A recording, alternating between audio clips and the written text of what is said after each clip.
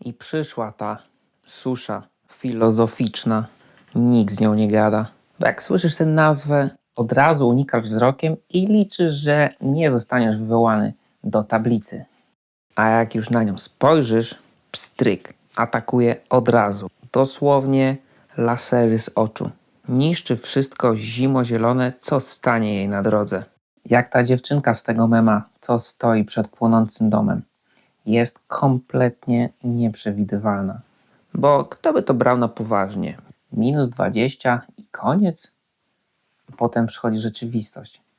Susza, wiatr, zimowe słońce i masz gotowe. Kombo zniszczenia.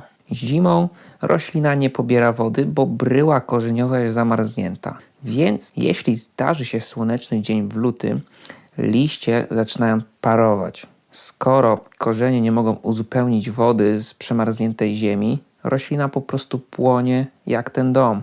Czyli tak, eksperyment rozmaryn i jego bracia. To jest rozmaryn mrozoodporny.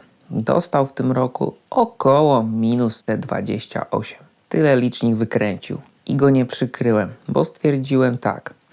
Dziecko, ty masz już 3 lata, to nie jest przedszkole z opiekunem.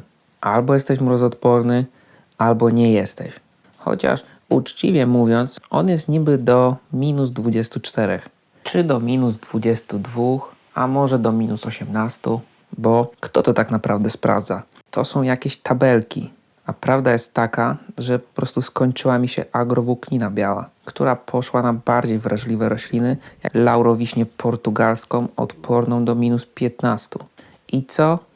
I teraz nawet z agrowłókniną wygląda, jakby miała włączony mocny kontrast. Więc postawiłem już krzyżyk.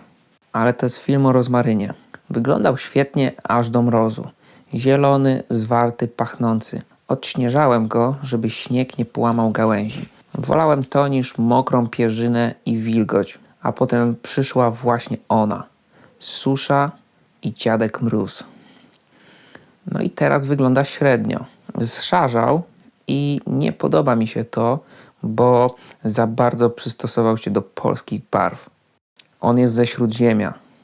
Niech o tym nie zapomina.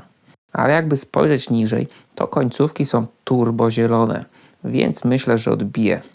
Zdzieram paznokciem i jest zielone, czyli żyje. I może ruszać dalej spod świateł, bo on już nie takie rzeczy przeżył. Fioletowe końcówki po mrozie było. Teraz niech walczy. I mam do niego ogromny szacunek, bo rozmaryn to jest genialna roślina.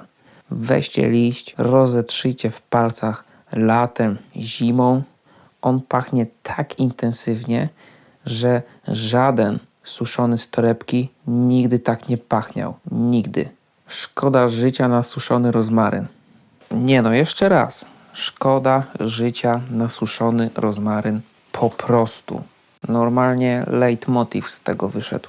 A gra jest po prostu warta świeczki. Ale czasem trzeba sprawdzić jego granice, żeby wiedzieć, jak reagować w przyszłości. A tu są jego młodsi bracia. W zasadzie byli, bo rest in peace. Zalążek żywopłotu z rozmarynu. Tych pilnowałem bardziej. Młodsze roczniki mają u mnie taryfę ulgową. Ale ten to jest lider. I serio uważam, że rozmaryn mrozoodporny to jedna z najbardziej niedocenianych roślin w naszym klimacie. Wygląda śródziemnomorsko, pachnie jak wakacje. Tak jest, że trzeba zrobić w Polsce, a nie z rozmarinem. I stoi na polskiej zimie i mówi: dwoj, sprawdzony. Tak, on chyba myśli, że my tak mówimy. Więc tak, jeśli odbije, to zostaje.